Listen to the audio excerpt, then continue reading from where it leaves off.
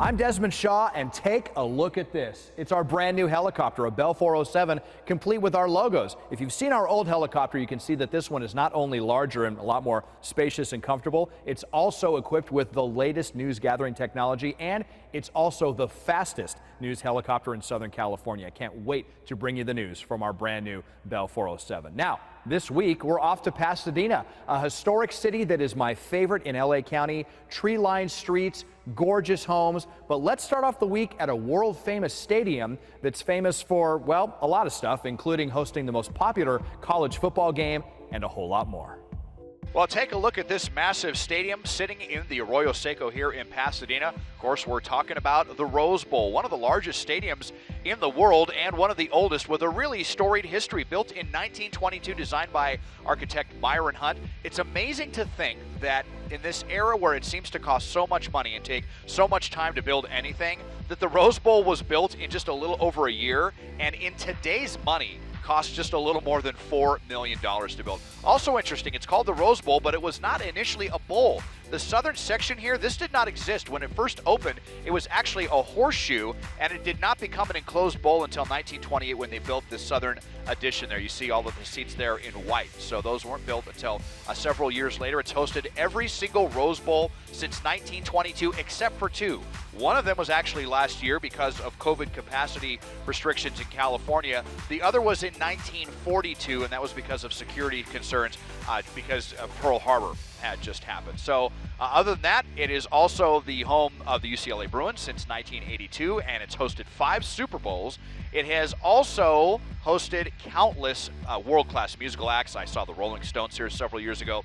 Absolutely mind-blowing experience. And as I widen out, it's not just the stadium around here, which is really worth visiting, but the surrounding area around here and the Brookside Golf Course. There's a great walking trail that goes all around the perimeter of the Arroyo Seco. So even if you're not interested in football, it's just a pretty cool place to come and hang out. You can come and get some exercise. Of course, if you are coming to see a UCLA football game, it is pretty hard to beat the stadium that they call the granddaddy of them all. Now, from a famous stadium to Pasadena's most famous house, which is actually just down the street from the Rose Bowl, a home that is built in an architectural style that came to really embody the spirit of the Southern California dream in the early 20th century.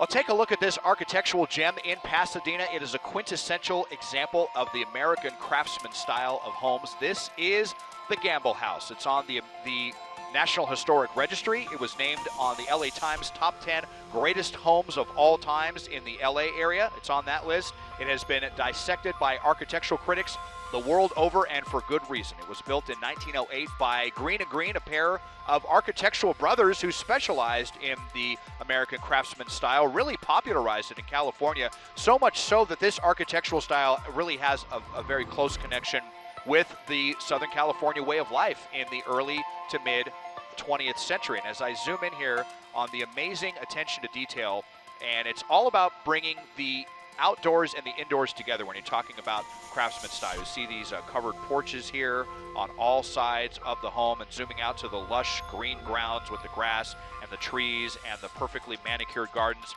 This was built for the Gamble family, built for David Gamble. That's the son of James Gamble, and he was the co-founder of Procter & Gamble, which is now one of the largest multinational companies in the world. The Gambles owned this home until 1966 when they turned it over to the city of Pasadena in a joint agreement with the USC School of Architecture. And you may also recognize this home as the home of Doc Brown in the movie Back to the Future. They used the exterior shots with the Gamble House, but funny enough, they actually used a different Green & Green craftsman for the interior shots of Doc Brown's house. But that's how a lot of folks know this home, so it really helped to bring international notoriety to this home.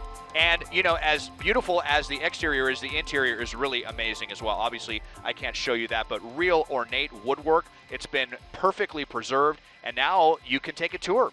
Gamblehouse.org. Reserve your tickets to come and take a tour of the exterior and the interior of the incredible Gamble House in Pasadena.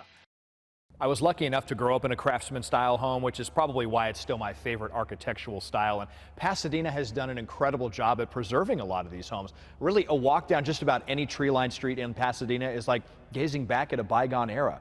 But now let's turn our attention to a revolutionary concept at the time that completely changed the way we live and move around Southern California, for better or worse. It all started in Pasadena. Well, take a look at this. It is the oldest freeway in the western United States, the second oldest freeway in the country. It's the 110 Pasadena Freeway, also known as the Arroyo Seco Parkway. It had planning as far back as the 1890s as a possible bicycle road when officials in Pasadena were trying to devise a way to get people from Pasadena to fast-growing downtown LA as quickly as possible. But once America fell in love with cars in the early 20th century, the race was on to build LA's first freeway, and most of it opened in 1940 between Pasadena and the LA River. But that last section to downtown wasn't completed until 1953 with the completion of the 110-101 interchange, also known as the 4-level. Now, these 4 tunnels, these were built by Los Angeles in the 1930s as Figueroa Street and carried north and south travel until the freeway was opened. This section right here, this is the much newer section. And when you're driving on the Arroyo Seco, you really can tell that it is LA's first freeway. There's no other freeway like it. You really appreciate just how far freeway engineering has come since the 1940s. And the road between the 5 and Pasadena really has not changed much at all from its initial construction in the 1940s. And these days, carrying more than 100,000 people between downtown LA and Pasadena. Driving on the 110 really is like driving into a time warp, but if you do decide to take the Arroyo Seco, just make sure you take it easy on those little on and off ramps. Now, one night I was walking around Pasadena with my dog Duke, and I came across this house, and I stopped in my tracks. My jaw dropped. I thought, yes, this is my dream home. If I had all the money in the world, this is the home I would want to live in. And little did I know, this is actually a very famous house with some really close ties to the Gamble House. Well, take a look at yet another craftsman-style masterpiece.